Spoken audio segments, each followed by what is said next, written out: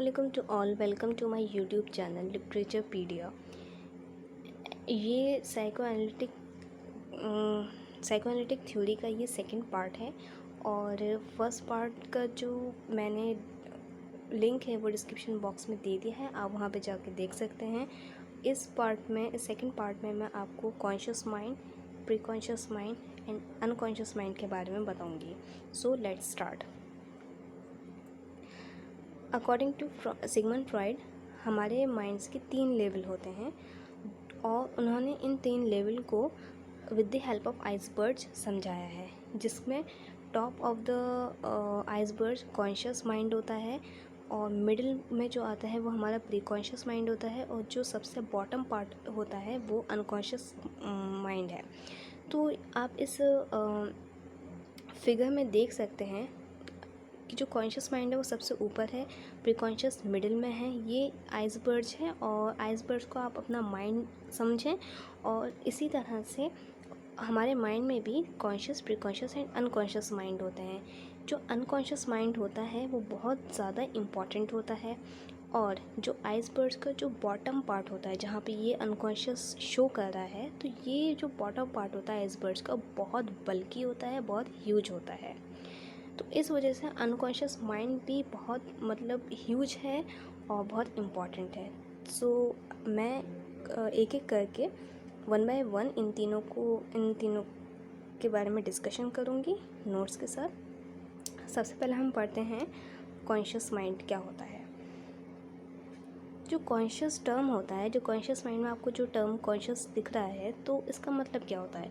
इसका मतलब होता है कि हम किसी भी चीज़ के बारे में अवेयर होते हैं, यानी कि हम किसी भी चीज़ के बारे में अवेयर होना या किसी भी चीज़ के बारे में रिस्पॉन्ड करना उन चीज़ों के बारे में जो हमारे सराउंडिंग्स में है, या हैविंग नॉलेज ऑफ समथिंग, किसी भी चीज़ के बारे में नॉलेज रखना, किसी भी चीज़ के बारे में जागरूक होना।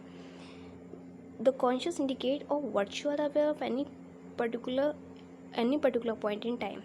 तो ये कॉन्शियस माइंड जो है ये क्या इंडिकेट करता है कि आप एक चीज़ के बारे में, एक पॉइंट के बारे में, एक टॉपिक के बारे में अवेयर हों एक वक्त में। कॉन्शियस माइंड में क्या क्या आता है?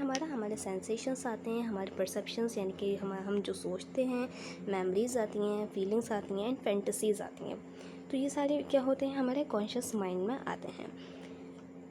Conscious mind is our objective or thinking mind. It has no memory and it can only hold one thought at a time. It has 3 essential characteristics. अब ये जो कैरेक्टरिस्टिक्स हैं ये बहुत इम्पॉर्टेंट हैं, मैं आपको समझाऊंगी और आप इसको और एलोबरेट कर सकते हैं। जैसे कॉन्शियस माइंड क्या होता है? अच्छा, कॉन्शियस माइंड जो होता है हमारा, कॉन्शियस माइंड की सबसे इम्पॉर्टेंट कैरेक्टरिस्टिक्स ये है कि कॉन्शियस माइंड मेमोरी बेस्ड नहीं होता है। ये कॉन्शियस माइंड क्या होता है? एक थिंकिंग माइंड होता है हमारा, एक एक्टिव माइंड होता है। मेमोरी बेस्ड ये नहीं होता है। ये मेमोरी बेस्ड क्यों नहीं होता है? मैं आपको एक एग्जांपल देकर समझाती हूँ कि जैसे मैंने आपसे या मैंने किसी से उसका नाम पूछा तो उसने मुझे फ़ौरन, वो जाहिर सी बात है वो मुझे फ़ौरन रिप्लाई करेगा। अगर मैं उसको उसका नाम पूछूंगी वो मुझे फ़ौरन अपना नाम बताएगा। अगर दूसरे केस में ऐसा होता है, मैंने किसी से उसका नाम पूछा और उसको 3 मिनट या 4 मिनट लगे अपना नाम याद करके बताने में, तो नाम याद करके बताना is not a normal thing. ये वो चीज़ें होती हैं जो हमें याद करने की ज़रूरत नहीं होती, ये हमारे थिंकिंग माइंड में होता है, ये हमारे एक्टिव माइंड में होता है। तो इस वजह से जो कॉन्शियस माइंड होता है वो हमारा मेमोरी बेस्ड नहीं होता है। दूसरा इसके जो फर्स्ट कैरेक्टरिस्टिक्स है वो ये है कि आइडेंटिफाई इनकमिंग इन्फॉर्मेशन। तो ये जो होता है हमारे जो आसपास जो भी सराउंडिंग्स में जो भी इन्फॉर्मेशन, जो भी कुछ चल रहा होता है, ये उसको आइडेंटिफाई करता है, उसको जानता है हमारे 6 सेंसेस के थ्रू। हम टच करके, स्मेल करके, देख कर, सुन कर हम जो है उन इन्फॉर्मेशन को उस इन्फॉर्मेशन को आइडेंटिफाई करते हैं। फॉर एग्ज़ाम्पल, जैसे हम रोड क्रॉस कर रहे हैं और एकदम से हमने कार हॉर्न सुना। जैसे ही हमने कार हॉर्न सुना तो कार को देखे बगैर हम साइड हो जाते हैं। तो वो हॉर्न क्या था, उसको हमने सुनकर हमने रिस्पॉन्ड करा। वो हमारे सराउंडिंग में एक इन्फॉर्मेशन थी जो हमारे पास आई, हमारे सेंसेस, हमने उसे सुना और हम साइड हो गए। हमने ये नहीं करा कि हमने पहले साउंड को, हॉर्न को सुना, फिर हमने 2-3 मिनट समझने में, याद करने में लगाया कि ये क्या होता है। ऐसा नहीं होता है। तो ये जो होता है, ये जो बेसिक, बिल्कुल बेसिक जो नॉलेज होती है, बेसिक इन्फॉर्मेशन होती है, वो हमारे कॉन्शियस माइंड में होती है। It compare with all our previous stored information. ये हमारे सारे जो प्रीवियस स्टोर्ड इन्फॉर्मेशन होती है उसको कंपेयर करती है। फॉर एग्ज़ाम्पल, आपने कोई मोबाइल ख़रीदा, आपके पास वो मोबाइल है, आपके हाथ में है, आप उसको फील कर रहे हैं, आप उसको टच करे हुए हैं, और जब आप मोबाइल लेने जाते हैं तो हम उस मोबाइल की फ़ीचर्स को दूसरे मोबाइल से कंपेयर करते हैं। और जब हम दूसरे मोबाइल से कंपेयर करते हैं तो उस दूसरे मोबाइल की जो इन्फॉर्मेशंस होती हैं या जो फ़ीचर्स होते हैं वो हमारे प्री कॉन्शियस माइंड में स्टोर होते हैं। तो हम जो हमारे पहले से जो स्टोर्ड इन्फॉर्मेशन, जो स्टोर्ड मेमोरीज होती हैं, हम उससे अपने जो प्रेजेंट चीज़ें हैं उसको हम कंपेयर करते हैं। ये हम कॉन्शियस माइंड में करते हैं। It can deal with only one thought at a time, either negative और पॉजिटिव। हमारा जो थर्ड पॉइंट है, ये बहुत इम्पॉर्टेंट पॉइंट है। It can deal with only one thought at a time, इधर नेगेटिव और पॉजिटिव। तो जो हमारा कॉन्शियस माइंड होता है, हम उस कॉन्शियस माइंड में हम कोई काम करते वक्त सोच भी सकते हैं। फॉर एग्ज़ाम्पल, ये वीडियो आप इस टाइम ये वीडियो देख रहे हैं, या आपका एक वर्क हो गया, और इस टाइम आप ये कुछ और भी सोच रहे हैं, लाइक कि हम पहले नोट्स बना लें या बाद में वीडियो देखें, या वीडियो देखें या वीडियो देखकर बाद में नोट्स बनाएं। तो ये जो है, मतलब एक वक्त, एक टाइम में आप कोई काम भी कर रहे हैं और सोच रहे हैं, तो ये कॉन्शियस माइंड की सबसे इम्पॉर्टेंट कैरेक्टरिस्टिक्स होती हैं। नेक्स्ट हमारा आता है, वो आता है हमारा pre conscious mind.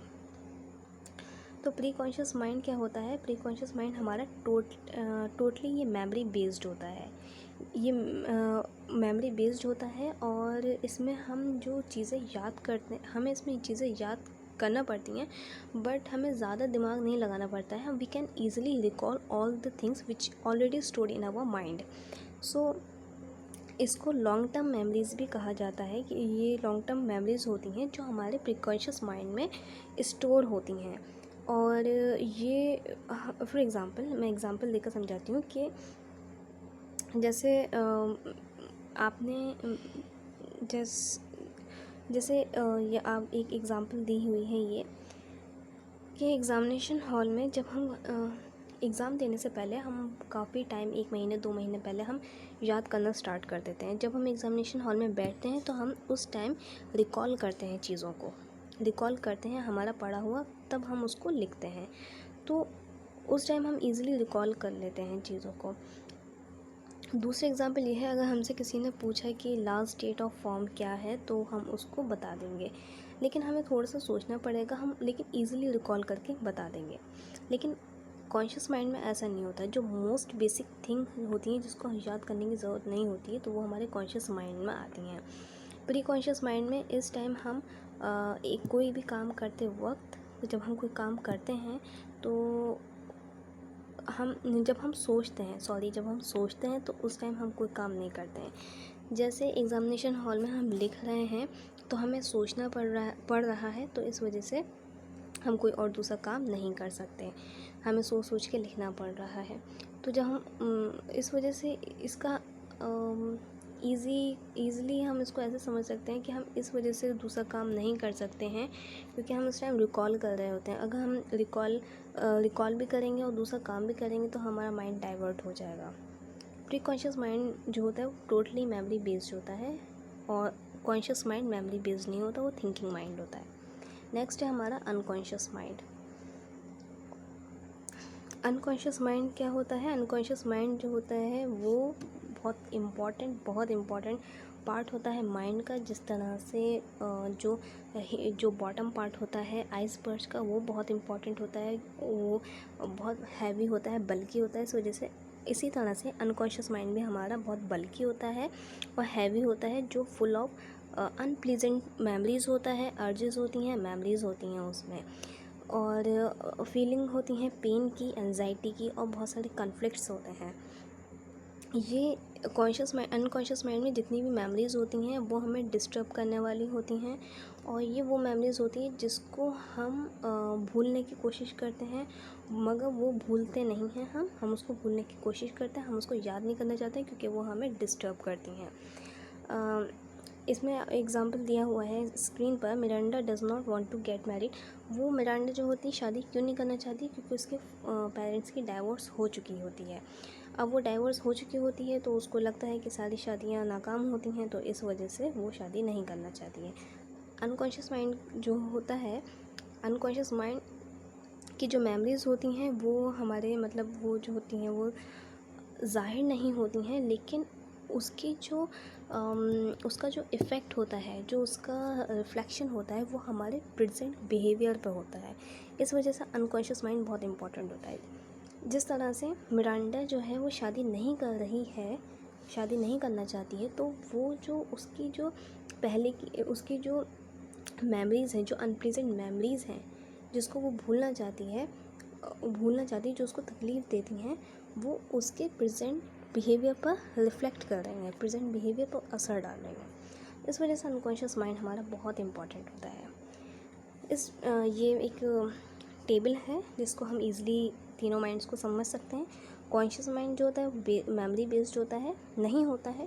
Pre conscious mind stored memory पे बेस्ड होता है, और अनकॉन्शियस माइंड अनप्रेजेंट मेमोरीज पे बेस्ड होता है।